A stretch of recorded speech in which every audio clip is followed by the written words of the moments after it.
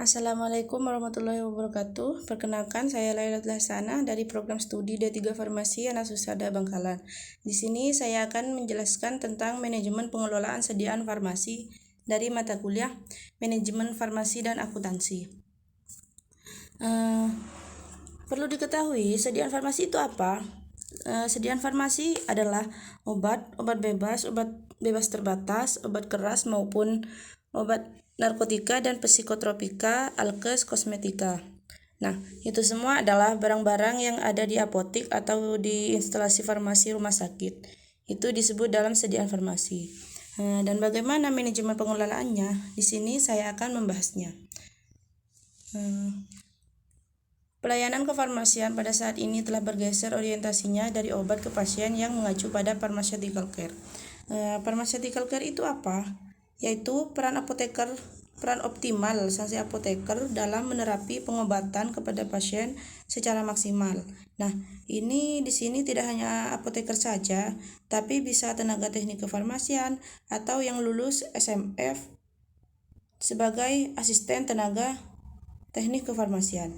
Jadi peran yang diberikan seperti edukasi obat-obatan yang diberikan kepada pasien itu harus kita berikan secara maksimal dan optimal.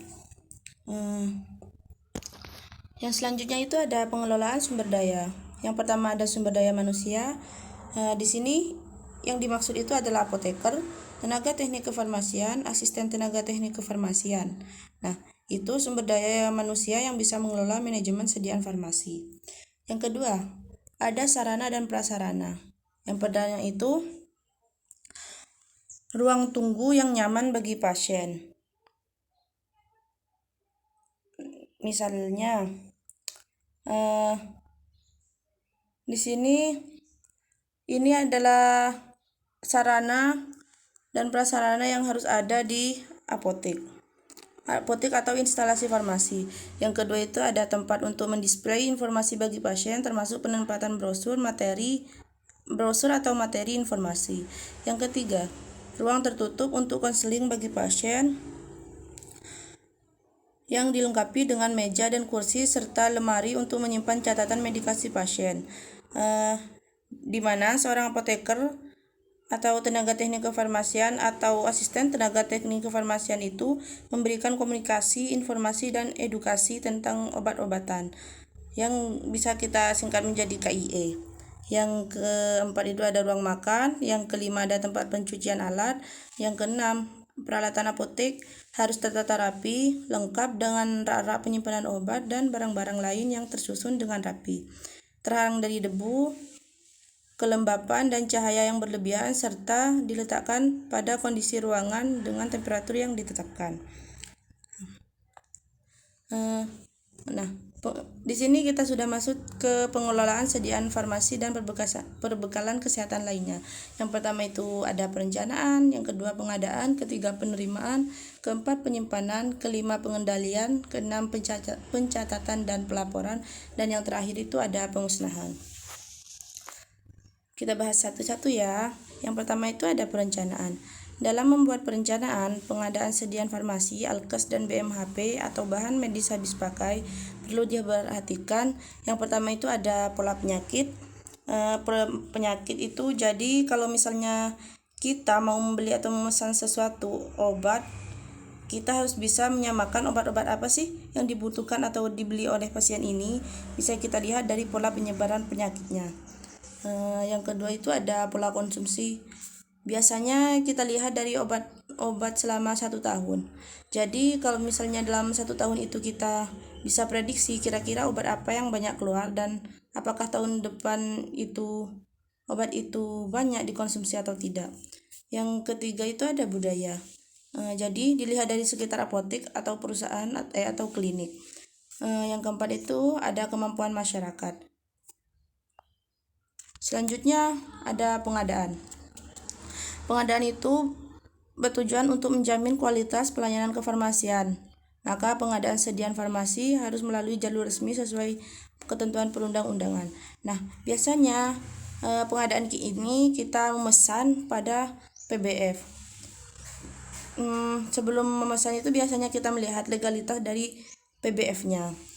Yang ketiga itu ada penerimaan, yaitu kegiatan untuk menjamin kesesuaian jenis spesifikasi jumlah, mutu, waktu penyerahan, dan harga yang tertera dalam surat pesanan dengan kondisi fisik yang diterima.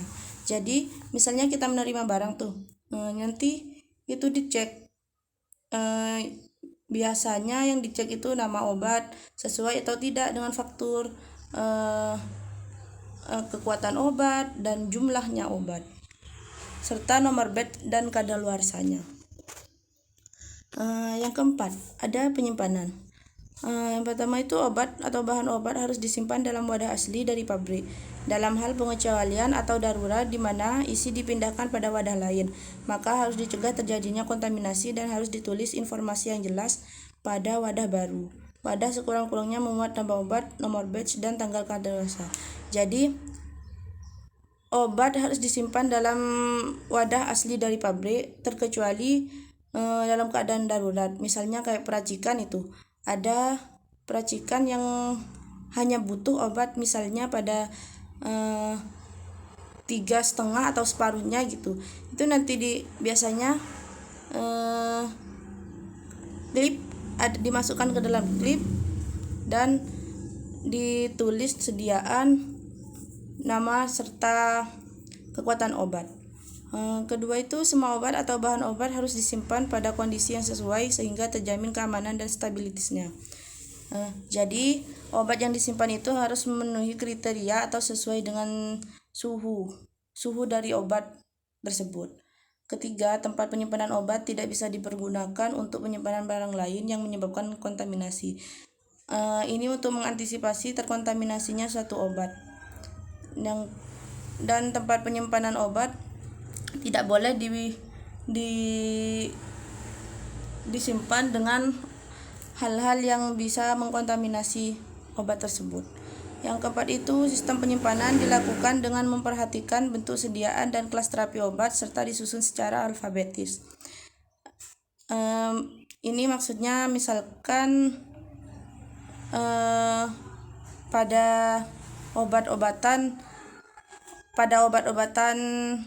analgetik itu disusun berdasarkan kelas terapi dan secara alfabetis mulai dari abjad A sampai dengan Z. Yang kelima itu ada pengeluaran obat memakai sistem FIFO atau first expired first out dan FIFO first in first out. FIFO ini maksudnya obat yang expirednya lebih dulu itu dikeluarkan terlebih dahulu. Kalau FIFO atau first in first out, obat yang masuk yang dikeluarkan terlebih dahulu. Yang kelima ada pengendalian, dilakukan untuk mempertahankan jenis dan jumlah persediaan sesuai kebutuhan pelayanan melalui sistem pesanan atau pengadaan. Penyimpanan dan pengeluaran. Hal ini bertujuan untuk menghindari kekosongan, kerusakan, kadaluarsa, kehilangan, serta pengembalian pesanan.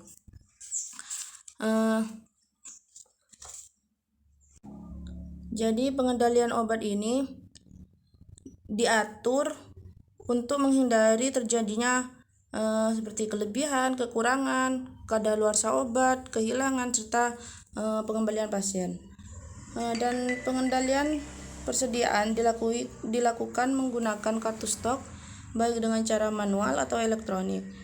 Kartu stok sekurang-kurangnya memuat yang pertama itu nama obat, yang kedua tanggal kadaluarsa, yang ketiga jumlah pemasukan, yang keempat jumlah pengeluaran, dan yang terakhir ada sisa persediaan. Nah, ini adalah contoh kartu stok. Yang keenam ada pencatatan dan pelaporan.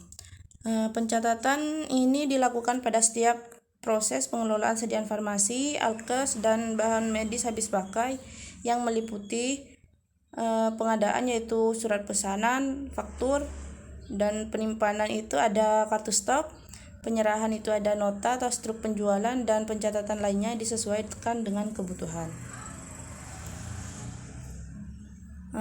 Pelaporan sendiri terdiri dari pelaporan internal dan eksternal. Pelaporan internal itu merupakan pelaporan yang digunakan untuk kebutuhan manajemen apotek, meliputi keuangan, barang, dan laporan lainnya. Sedangkan pada pelaporan eksternal merupakan pelaporan yang dibuat untuk memenuhi kewajiban sesuai dengan ketentuan perundang-undangan, meliputi pelaporan narkotika, psikotropika, dan pelaporan lainnya. Yang ketujuh ada pemusnahan dan penarikan. Nah, pemusnahan ini meliputi obat kadaluarsa atau rusak yang harus dimusnahkan sesuai dengan jenis dan bentuk sediaan.